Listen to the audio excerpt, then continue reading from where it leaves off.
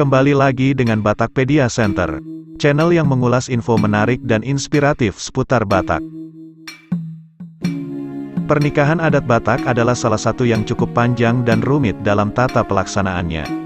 Bukan hanya yang berhubungan dengan prosesi adatnya, tetapi adat Batak sangat ketat dalam urusan pernikahan dengan suku mereka sendiri. Ada beberapa pernikahan yang terlarang oleh adat Batak, terutama adat Batak Toba. Namun sebelum membahas hal tersebut, ada beberapa penjelasan terkait yang bisa menambah kekayaan pemahaman terhadap adat Nusantara, terutama yang berasal dari suku Batak. Perkawinan yang ideal bagi orang Batak Toba adalah perkawinan dengan pariban. Di dalam suku adat Batak, pariban itu sebenarnya sepupu, artinya anak laki-laki dari Namboru dan anak perempuan dari Tulang dapat dinikahkan. Jadi, untuk lebih memudahkan memahaminya, sepupu yang dimaksud adalah jika seorang perempuan dapat menikah dengan anak laki-laki dari saudari ayah. Sedangkan jika seorang laki-laki dapat menikah dengan anak perempuan dari saudara ibu. Perkawinan dengan pariban dapat menyatukan kembali dua keluarga dekat menjadi satu. Meskipun banyak yang mengkritisi perkawinan tersebut karena faktor kedekatan hubungan kekeluargaan di antara keduanya. Tetapi toh itu bukanlah suatu kewajiban untuk menikahi pariban. Karenanya, masyarakat Batak dapat memilih untuk tidak menikah dengan pariban, asalkan menikahnya bukan dari golongan pernikahan terlarang menurut adat Batak. Berikut ini telah kami rangkum 5 pernikahan terlarang yang tidak boleh dilakukan oleh suku Batak. 1. Namar Padan. Namar Padan atau Padan adalah ikrar janji yang sudah ditetapkan oleh marga-marga tertentu, di mana antara laki-laki dan perempuan tidak bisa saling menikah yang marganya tertaut ikrar padan.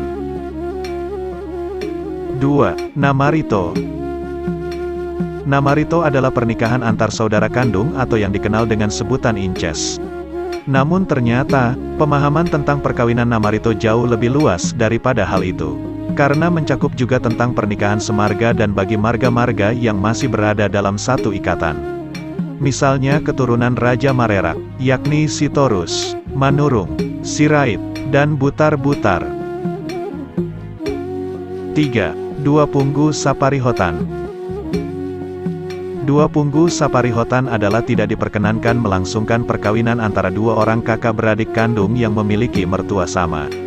Dua Punggu Saparihotan merupakan analogi untuk larangan pernikahan antara dua laki-laki bersaudara dengan dua perempuan bersaudara. Artinya, jika seorang laki-laki sudah menikahi perempuan, saudara kandung laki-laki tersebut tidak boleh menikah lagi dengan saudara kandung si perempuan.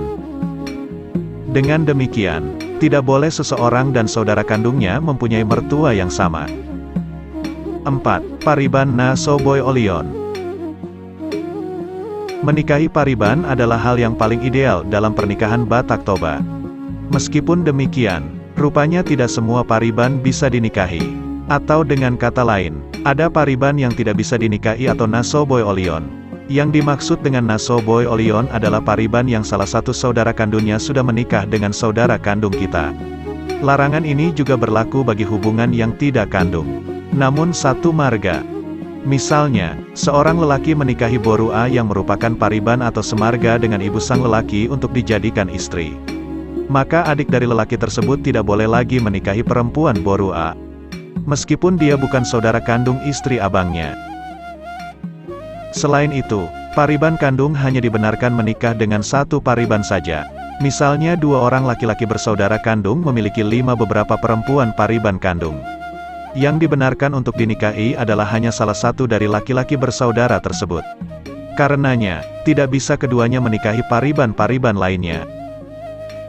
5. Marboru Namboru atau Nioli anak Nitulang. Aturan ini menyatakan bahwa adalah jika laki-laki menikahi anak perempuan dari Namboru kandung dan sebaliknya, maka pernikahan tersebut dinyatakan terlarang. Sebaliknya, seorang perempuan juga tidak bisa menikahi anak laki-laki dari tulang kandungnya. Pernikahan yang dilarang oleh suku Batak memiliki konsekuensi berat apabila sepasang calon pengantin melanggarnya. Konsekuensi pelanggaran tersebut adalah dikucilkan dan diusir dari tanah keluarga. Sejatinya pernikahan adalah menyatukan dan mempererat hubungan antara dua keluarga. Karenanya, dalam memilih pasangan, terutama oleh suku Batak. Mengetahui marga dan silsilah keluarga sangatlah penting untuk menghindari pernikahan terlarang yang terjadi pada masyarakat Batak. Dan menegakkan tradisi dalam kehidupan bermasyarakat diharapkan akan meningkatkan harmoni dan persaudaraan pada kehidupan baru rumah tangga.